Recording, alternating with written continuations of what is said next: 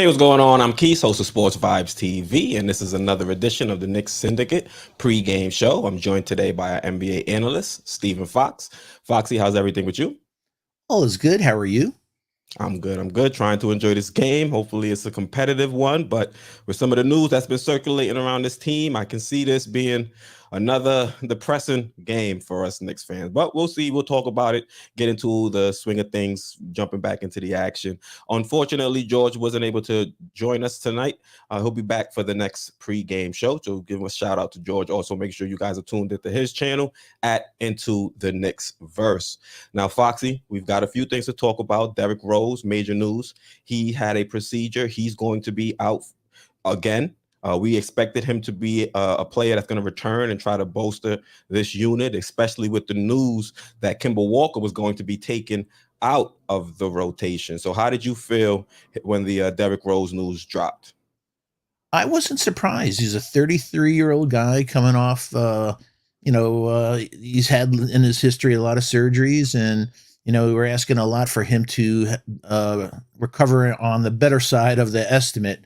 So I was expecting this, and I really think at 33 that they should just shut him down for the year. And with Kemba out and shutting him down, now we just need to shut down Taj, Burks, and a few others. Yeah, this caught me off guard because we heard the Kemba Walker news, and I thought that was going to lead into the grand arrival of Derrick Rose or the return from injury. But for him to now have this procedure where they cleared up, what was it, a bone spur in his ankle, I think this might kind of throw things, throw a wrench into Tom Thibodeau's plans, because now it seems like Kemba Walker is not going to return. He shut himself down due to health concerns, basically what they're chopping it up to. We're going to look to move on from him in the offseason. And you look at the bench and you would say, hey, this is probably a perfect opportunity to get Deuce in there. But I don't even think they're going to try it and try and get Deuce out there to get some more minutes. So this threw me off guard. I want to see how Tibbs is going to adjust. I think we all know what Tibbs is going to do, but I'm still holding out hope that Tibbs puts a lineup out there that kind of shocks us and actually makes fans feel like, our concerns are actually being heard. Because if you listen to what a lot of Knicks fans are, we see this, a lot of us see this the same way, where this is a team that really doesn't have much to fight for right now. We can try to make a push into the playing game, but what does that really do for us long term? I think this should be a moment in time where we put players like a Deuce out there in positions to get better and to show us what he can do for the team. Yeah, I'd be lying if I didn't go through a roller coaster of emotions. First of all, D Rose is a class act, so I always wish well for him. But I heard that, I went, wow. But then all of a sudden I went, but Tibbs lied the other day and said Burks is our best option. From an analytics standpoint, and our boy George did a great video on it. He's not the best. He's not the best option. So I just said to myself, you know what? Tibbs is not going to play Deuce. So the first thing, I went through a roller coaster, like, wow, this is an opportunity for Deuce. And then I went, we're dealing with Tibbs. So he'll play Burks, but I don't, he'll play IQ, but I don't know if our guy Deuce will get any burn. And so fortunately, I have to think that way. But I would think that, all right, Kemba's out. D Rose is out. All right, now let's really just go full blast with the kids. Come on. And so I don't know. RJ's available for the game, so we'll see him playing, but we'll just see how he treats RJ. He comes back of the ankle and we could see him playing 44 minutes in a game. So you never know with him. And so I viewed Derrick Rose as kind of like Tom Thibodeau's lifeline. And without it, I was really, like I said, I'm interested in seeing what Tibbs decides to do. So I went and put together some stats just to show how the Knicks have been performing both with and without Derrick Rose. So as you can see, without Derrick Rose, the Knicks have played 33 games. We're averaging 104 points per game, assists averaging 21.3. We're averaging 6.8 steals per game, and the team is shooting 43% from the field and 34% from three. Now, that is a drop off from how the team performed with Rose out there on the court. With Rose, we averaged 106.4 points per game. We averaged 21.8 assists per game, and we shot 43.9, so roughly 44% from the field, and 36.3% from three-point line. So the numbers say that the Knicks do play better with Derrick Rose out there, but at this junction of the season, I feel like the best we can hope for is a playing game, and I don't see us making much noise in a playing game. So maybe this might force Tom Thibodeau's hands and force him to play some of the younger guys. But we've seen a few instances where the only thing that forced Tibbs to really make that move is COVID. And, the cases are coming down. I don't see this injury being something that is going to force Tibbs to play more of Deuce. I see him continuing to go forward with Burks as that point guard option. We'll see Quick, I think, stay in that role as the point guard off the bench, and we'll see Cam be the lucky man to stay in the rotation, and Deuce will continue to get assignments to the Westchester Knicks. I agree with you all the way. But also when you look at the numbers on the screen, it's a marginal, the points per game, but other things, it's pretty much, we had a losing record. So I love D Rose, but he's 33 years old. It's time for us to think about the future. And, what you were saying before about us getting into the play-in and everything, the SV Nation knows how much I love the draft. If we're not 7 or less on this coming draft, if we can get somebody in from the 5 to 7, we could change this team's future. We can get an impact player. After 7, if we pick 8 and less, the drop off is dramatic. So every meaningless win that we get is going to hurt our future. So I hope D Rose recovers and he's back for next season. I was hoping to actually, and again, I respect D Rose, but I was hoping that they traded him at the trade deadline, put him in a package for somebody, but his time's come, and we could see it. If it was one thing, if the record was 15-11, with him in there, but it's 11-15, and almost all the other things are negligible. And we saw him, so many people said, Kemba's terrible on defense. D Rose wasn't much better on defense. So we just have to, whether the ankle was bothering him or whatever, he's had a phenomenal career, and we applaud him, but it's time for us to think about our future. Yeah, Foxy. And this moment right now kind of takes me to a point in the offseason where we had the discussion where, the worst case scenario was a situation where both Kemba and D Rose were going to be down due to injury. And now that's exactly what we're seeing at this point in time. So what do you think the long-term plans for the team at point guard are going to be for the remaining portion of the schedule? Are we going to be stuck with Alec Burks, or do you think Tibbs maybe might get a little risky, might not play Deuce, but would he get Quick involved and give him some minutes as a starter to see how he's performing, how he would perform in that position? I think he's going to be Tibbs for the next, but we have really brutal schedule coming up. So I think if he'll stick with Burks, but if we lose the next 4 or 5 games, that may be the opening where he has to turn the cheek, throw the, say, hey, we got to go with the kids for the rest of the season.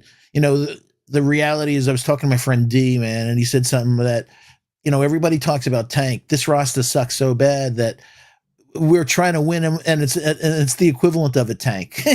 We're losing, so we don't need to tank. We're so bad, this roster. So that's why I'm really pulling for us getting a draft pick in that 5. I hope we just play to our talent, and I think we're going to lose a lot. But folks, I don't mean anything, man. If we can get a pick up there, literally the talent and athleticism that we can get, it'll change the future of this team.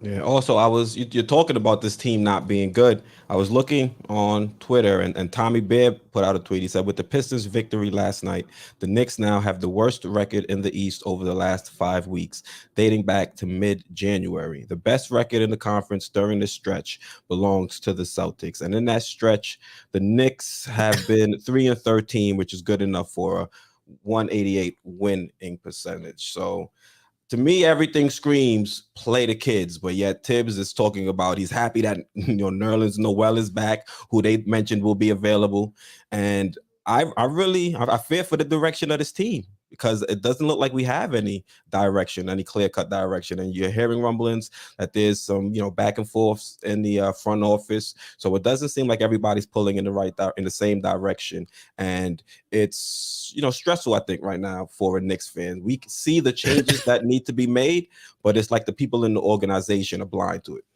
Yeah, Fred Katz put out a tweet late this afternoon that I think reflects exactly what the fans are feeling.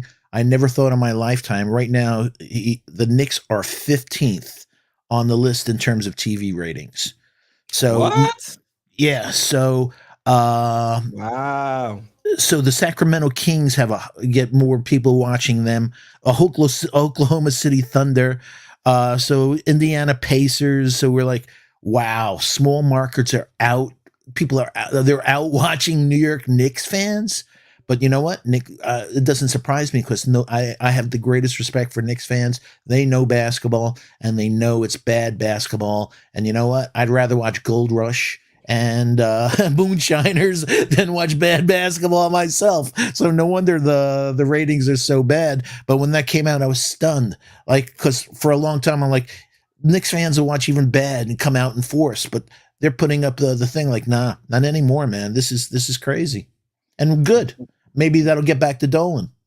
Yeah, it definitely will. Will's like Knicks fans will support bad, but we need bad with a direction. We just can't put out vets that have already reached their ceiling and act as if this is going to make a change or change the direction of this franchise. It's not. We need to see the young guys, see what they're able to provide out there on the court. I mean, it's not sounding too good either when you're listening to what Tibbs is saying. He's counting Julius Randle as one of the young. I'm like, what is going on? Doesn't mention Sims. Yeah. Doesn't mention Sims. And these are guys that we feel can contribute and have shown in spurts can contribute. They just need more time out there on the court. How many times are we going to have to see Alec Burks struggle in clutch moments? When is Tibbs going to finally realize that the game has changed and he has to change the way he approaches the game and the way he coaches? And until he does that, it's going to be like our tire spinning in the mud. Well said, man. Well said. But as I always say, Tibbs is consistently Tibbs. So I expect to see the same, and until I think he's asked to leave. I don't, like I said, the only thing that'll help us in multiple ways is we lose the next 5 games. That'll force him to play the kids and also allow us to assess the kids. When you pick somebody 36, you have hopes that they're going to play well, meaning a deuce. But there's a reason he was picked 36. So you want to see whether it was the G League and the development, what he still has to go. So what's your latest estimate of his floor and the ceiling is? We know that Rokas is playing phenomenal in Europe, scored 9 points in, crunch time to lead them to victory. So can't ask any more what he's doing over there, but that's next year. It's not this year. So for the rest of the year, but like you said, Cam is really somebody that we need to look at. Get him out there. And like you said, you were being, I thought, very nice about our vets. Our vets had their ceiling a number of years ago. It wasn't just that. So it's like they're way on the other side of it. So I don't know why the front office, somebody's not sitting down. And like you said, this is the plan. This is the strategy. This is what we have to do going forward. And you know what, Tom?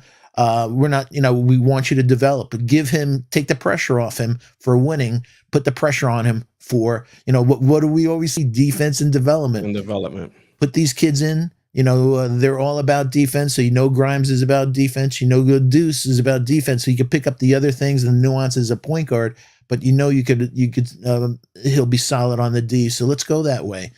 And so it's crazy to think that a losing streak might help us.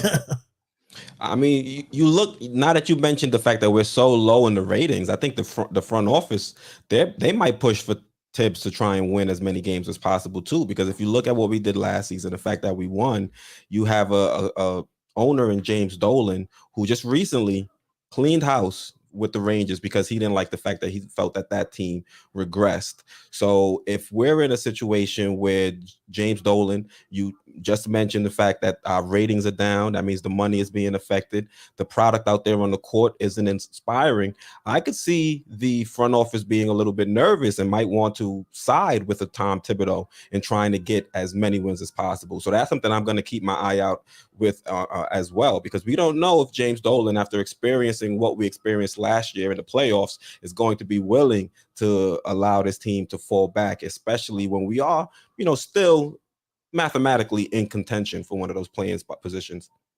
Yeah, but I'm just saying to myself, whether it was OKC and all these other games where we were actually trying to win and we lost. So, what mojo is he going to pull out for us to all of a sudden turn around? Because I was saying to myself, when we were saying off of the camera that, a few days ago, that maybe that D Rose is going to be that magic juju that comes in and turns it around, puts everybody in their place. He's the closer. He's going to hit the shots and closing that nobody else has been able to hit. Now, without that D Rose there, it's back to the same thing. And you're asking a lot of, kids, you want them to come in and, make as many mistakes as fast as they can so they can learn. And, and that's not what Tibbs wants. But also another way to look at it, though, if he's in the business of cable, meaning ratings and everything, for him to take a step back and say, you know what, this is the realities of our roster. If we let these kids play and forget, let's say we just get 29 wins for the rest of we finish with 29 wins. If we get in the number 5 spot, we're going to be able, if we can get a kid like Jaden Ivey here, then I'm not going to have to worry about ratings next year. That's going to change everything because that's must-watch TV. If I get a Ben Mathurin, if I get a Johnny Davis, I get a Shaden Sharp, I get somebody in here that's going to, like you said, wow, that's a good young piece with RJ and stuff. Yo, okay, I could see us going in the future, but trying to win and all of a sudden picking 16th or 17th again, literally 7 people in this draft, folks, 8 on, the drop-off is, especially from 10 on, we're just going to get maybe a role player, so it makes no sense for us to do anything. And you know what I use as the Jeff Van Gundy on Alan Hahn's show. He literally said they're better off the Knicks not making the play-in because he's looking at their quality of the roster or the lack of quality and talent on the roster, saying the best thing that happened for the Knicks is not to do that. And like I'm saying here, get a great draft pick, get a new kid with some athleticism, something that this team doesn't have, elite skills. Whatever it is, and build on that and go forward. Because in my mind, I'm saying if we can get a Ben Mathurin type of player, a Johnny Davis, a Jaden Ivey, or whomever, and then get a Jalen Brunson in free agency in the offseason, that's like a total reconstruction of this thing. And by any things, if we can get, trade Randall, but just adding a Brunson and a person like a Ben Mathurin has a much, much higher ceiling than RJ Barrett. And I like RJ, but just being realistic about his capabilities and stuff. If you can get somebody in here that literally has an all-star trajectory, if they're developed properly, that would mean a lot for this organization. And I think that would be the smart way to go. Van Gundy thinks it's the smart way to go. I just hope, Most like you people said, think it's the smart way to go. Yeah, I just don't understand why the Knicks front office and head coaching staff doesn't see it. Especially if they're in the cable business. You want to get an electric thing, is so winning with a journeyman and everything, because everyone's going to say that's great, but we're still going to be 1 and out even if we make the playoffs. So we're not going to go far in the playoffs. So what did we get for that? So nothing. You mentioned the ratings and trying to get a player like Ivy if you don't want to have to worry about the ratings. If the Knicks play the young guys, I don't think they're going to have to worry about the ratings because fans, we want to see what these guys can do. We'll be tuned in so we can assess them. We know what Alec Burks is. We know what Evan Fournier is. We know what Nerlens Noel is when he's available to play. We don't have to, most, diehards still tune in to see it. But if you're a fan that you want to see what the future of this Knicks roster is like, you're going to be tuned in to see exactly what we can get from a Deuce, from a Cam who's box office, from a Jericho Sims who has the physical tools to be, a impact player out there, I think. So, for this team to take the route that it's decided to take so far, I think it's just been frustrating, and that is why you're seeing it reflected in the ratings. Knicks fans are letting their voice be heard, and they're doing it with their time. You can't be mad at them for that.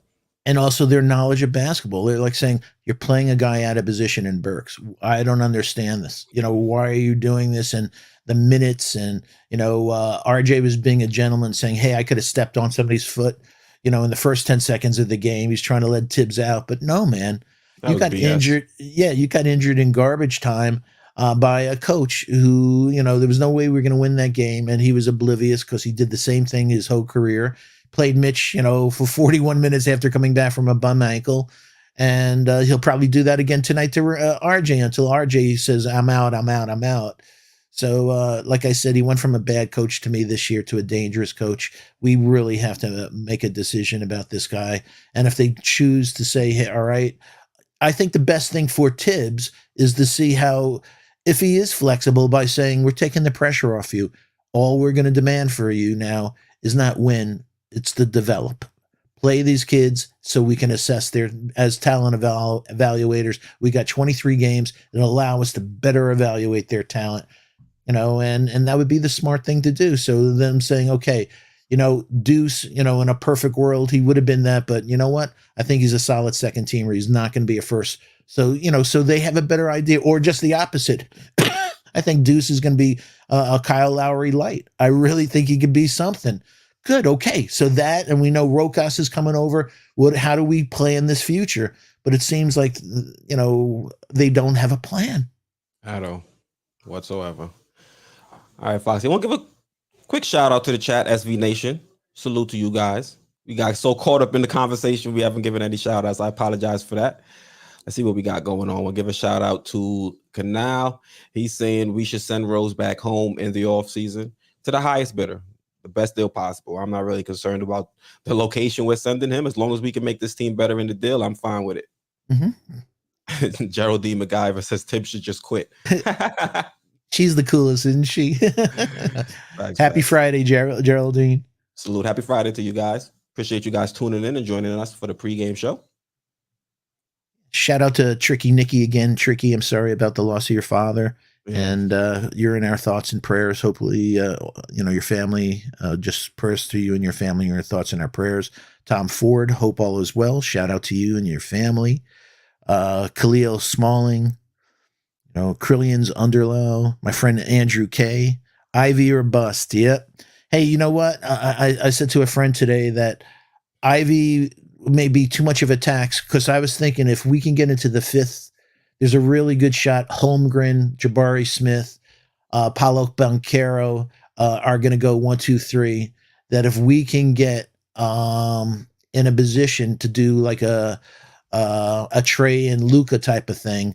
But if it's more than that, I think the tax will be too great. And I don't know, folks, if you got a chance to watch Arizona last night, Ben Mathurin is a beast. If we got Ben Mathurin, it'd be incredible. So Ivy or bust. But in my case, let's get Mathurin and sign Jalen Brunson as a free agent and go from there. And if we can get a taker on Julius and go from there, and we'll see with Mitch. I love Mitch, but and shout out to Mitch. I'm glad that his father was found safe.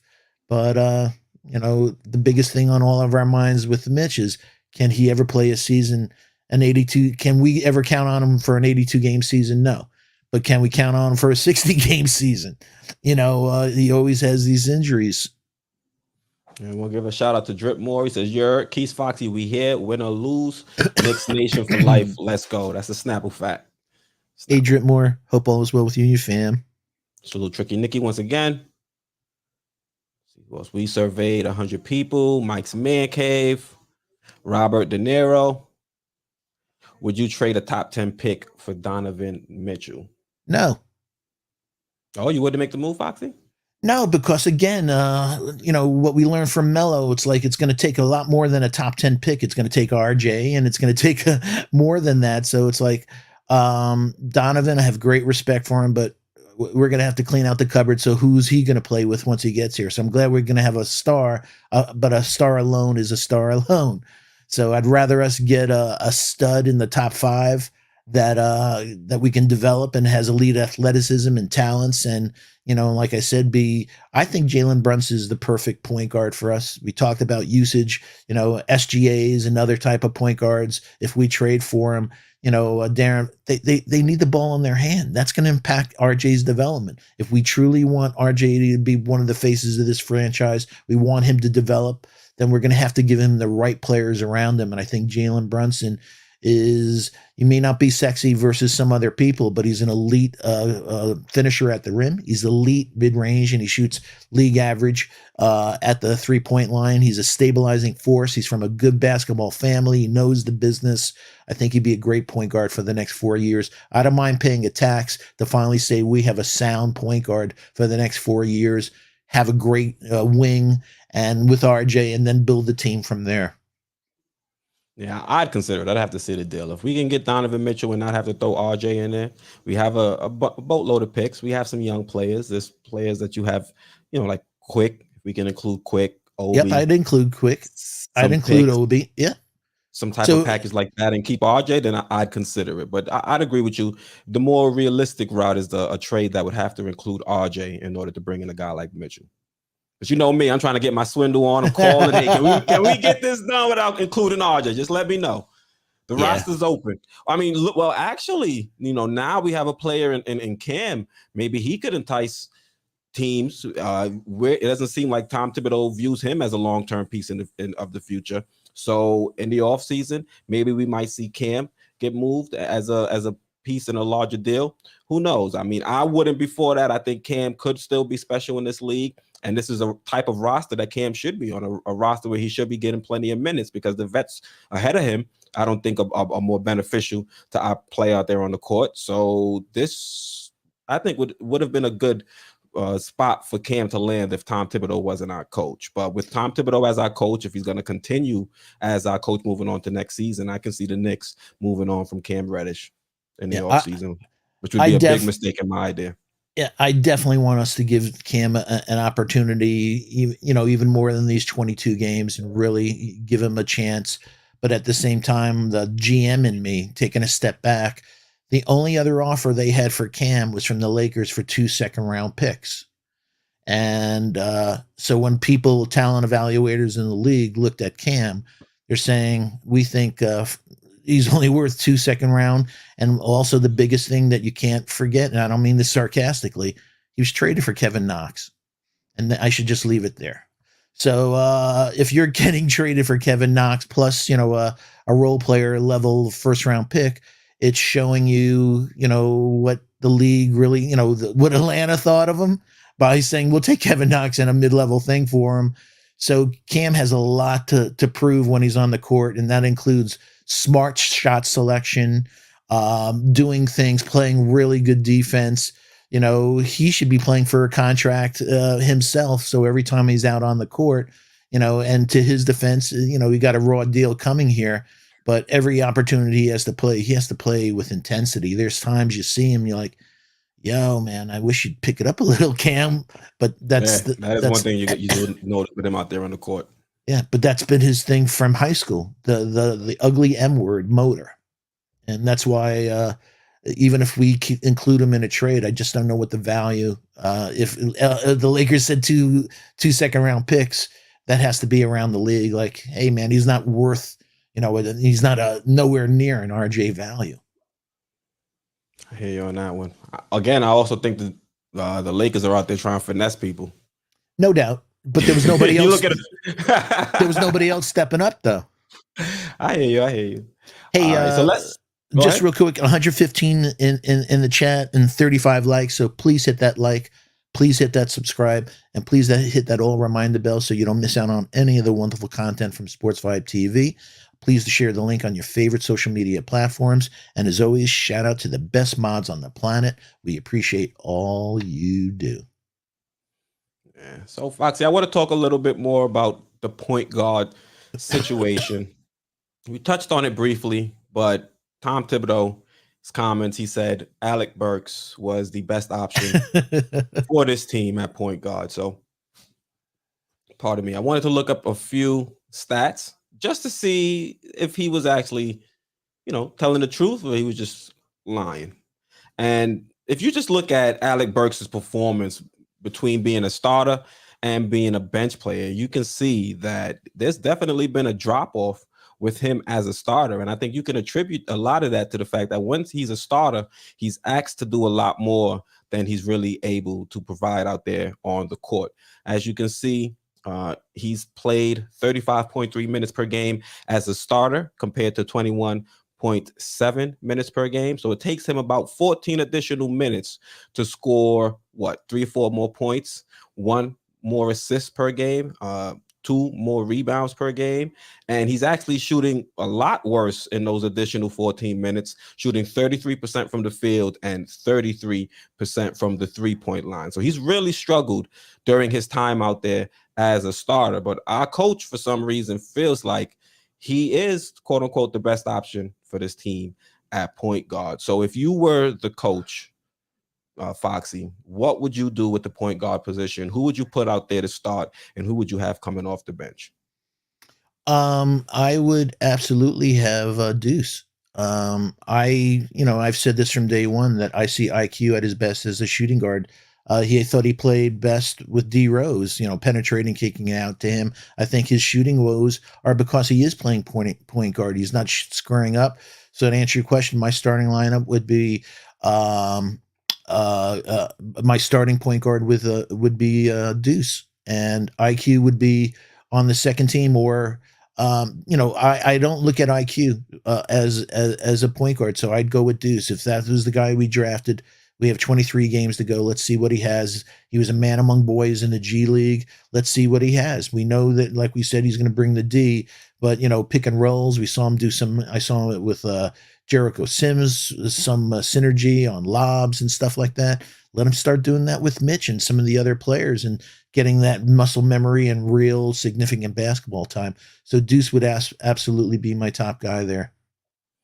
Okay, so Foxy, I put a question in chat just to see what SV Nation thinks and what they would do if they were the head coach of the New York Knicks and their decision at point guard. So it was either start Burks, continue to start Burks, start Quick, or start Deuce McBride. So let me know your thoughts in that poll, and then we'll talk about it. I'll let you guys know what the final results are at the end. So me personally, I'm a little conflicted when it comes to starting Deuce or starting Quick at point guard, just because to me, it might be a little too much for him to take him from not being part of the rotation and then kind of thrust him into the starting lineup. So I've been a little bit tentative about making that my starting lineup, because at the end of the day, I still want to put Deuce in the best position to succeed. And the same thing with IQ. And I know Quick has pretty decent success, or has good success out there on the court when he's paired with RJ and Julius Randle. So I would look to elevate Emmanuel quickly to the starting point guard position just to see how he would fit. I think we've spoken about, when RJ, when he's healthy, he might be better off with a point guard out there that doesn't have to be ball dominant. So if we can find a way to have Quick be in the starting lineup in a position where he's not relied upon too heavily,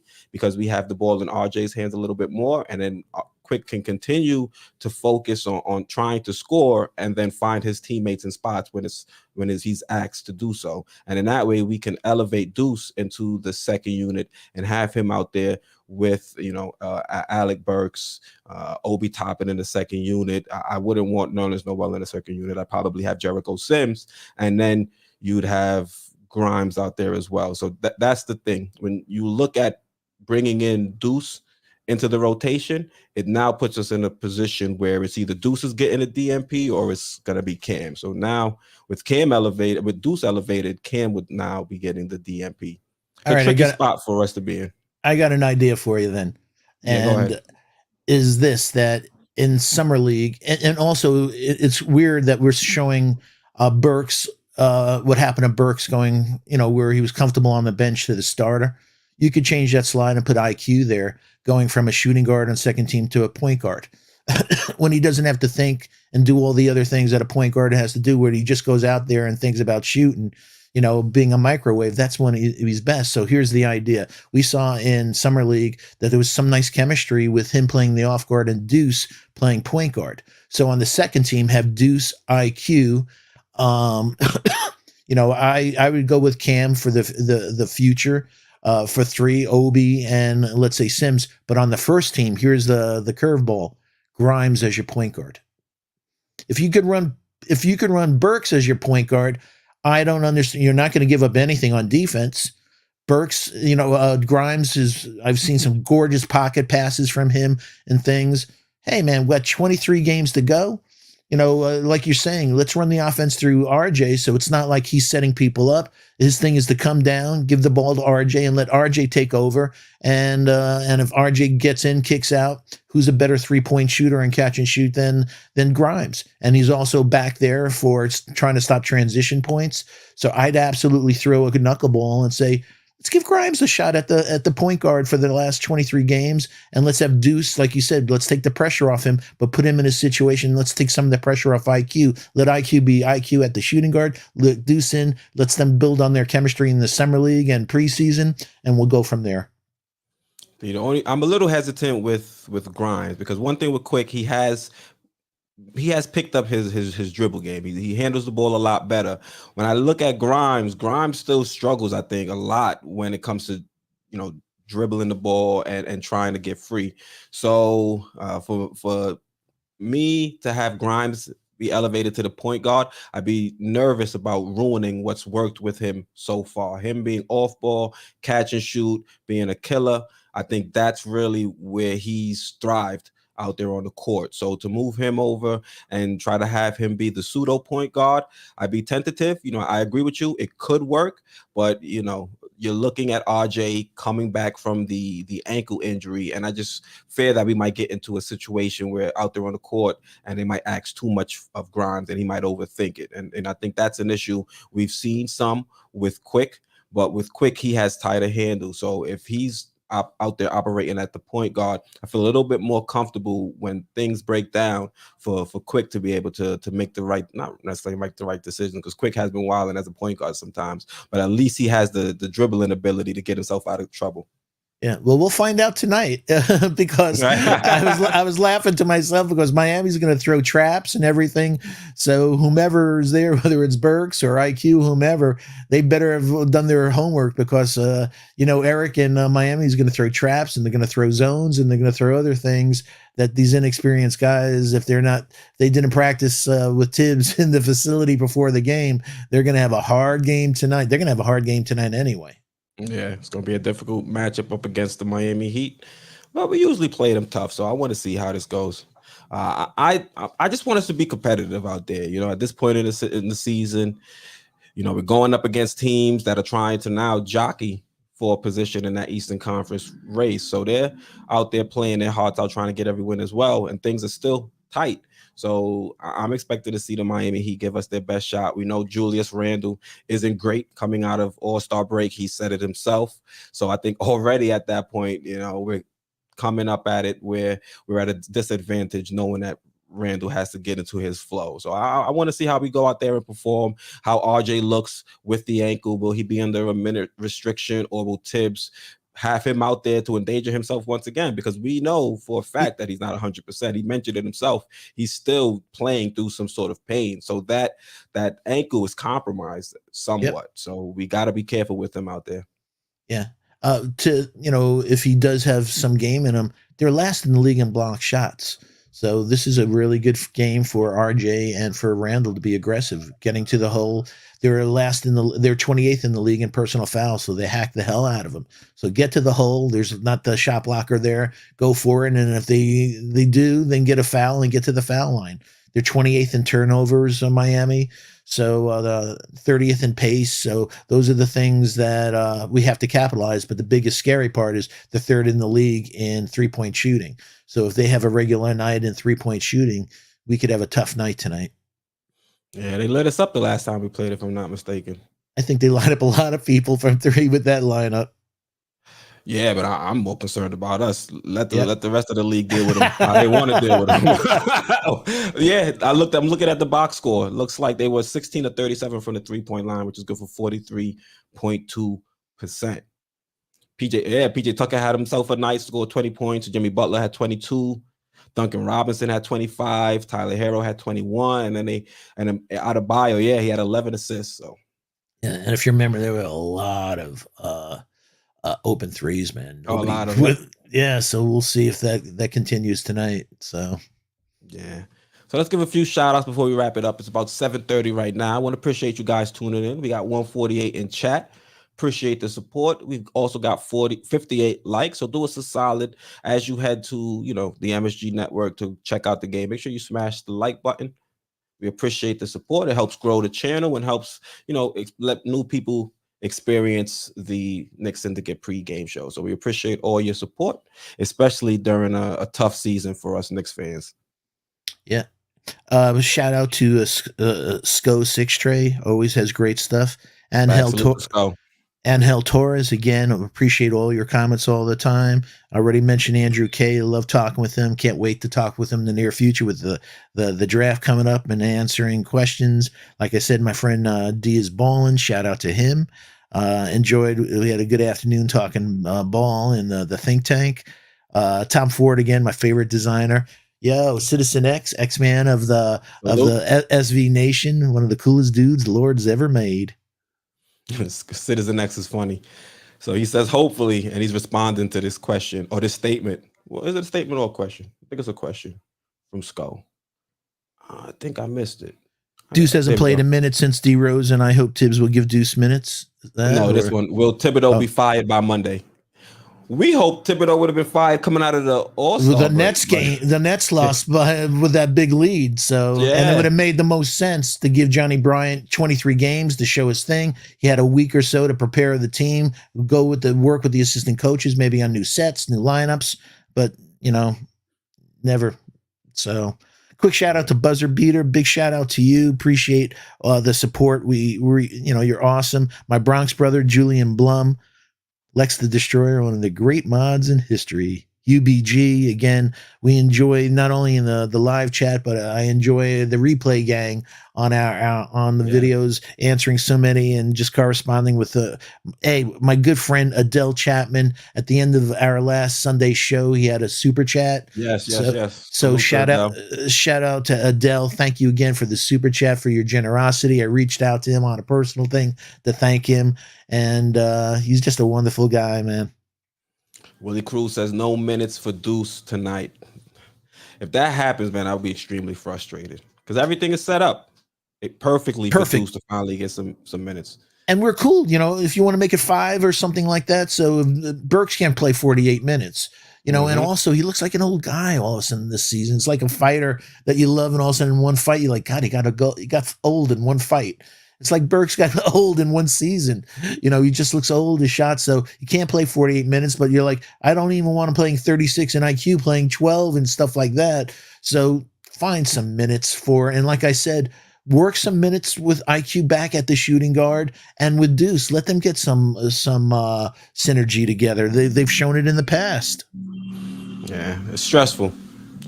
Shout out to Janine. She says, salute Q and Fox. Appreciate your support. Yeah, that's my pal Janine, man. She's the coolest. Yeah, Burks probably looks like he's aged so much because he's out there playing out of position, and when you're playing out of position, you have to think more than react. So that's playing more minutes than he's ever played too. So Killer Dogs. Yep, he's not a point guard. Yeah. So, all right, Foxy, we'll wrap it up here. I want to thank you guys for tuning in. Once again, I'm Keith, host of Sports Vibes TV. That is my co-host, Stephen Fox. We go live pregame. Go ahead. You want to say something, Foxy, before we wrap up? Don't forget about Sundays. Where's the place to be?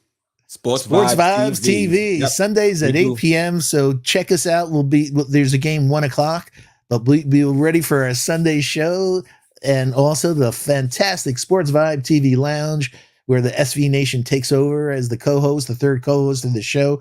So Sunday is going to be a great show. We'll be talking about anything you want to talk about. We'll be talking Knicks. We'll be talking future lineups. We'll be talking the draft, anything you want. So make sure you check us out Sunday at 8 p.m. Facts. Also, if you are following the channel on Twitter at Sports Vibes TV, just tweet some questions and we'll do a grab bag of questions and discuss that during the Sports Vibes TV Lounge as well. So make sure you're following the channel at Sports Vibes TV and also following Foxy on Twitter at Fox Sports Talk. All right. Yep. Oh, I actually, speaking about the game on Sunday, I have tickets. I still haven't decided if I'm gonna go or not because I don't know if I'll be able to be back in time to prepare. So still deciding. Might have to send somebody out there in my place. We'll see. It's against the 76ers, right? Yep, it is. Is James Harden going to be available? He is. It was announced. So he will be available. So that's going to be an interesting thing. to Ashley Incorporated. She got the Jamaican flag. Salute to all my Jamaicans out there. Yeah, the red stripe on the rock. So, brother BKL Contreras. What you know about Red Stripe, Foxy? I know a lot more than you think. Ron, still Knicks fans. My friend DBR. What's happening? Yeah. All right. Thank you guys for tuning in. Sports Vibes TV. You guys enjoy the show. We're out. Love you.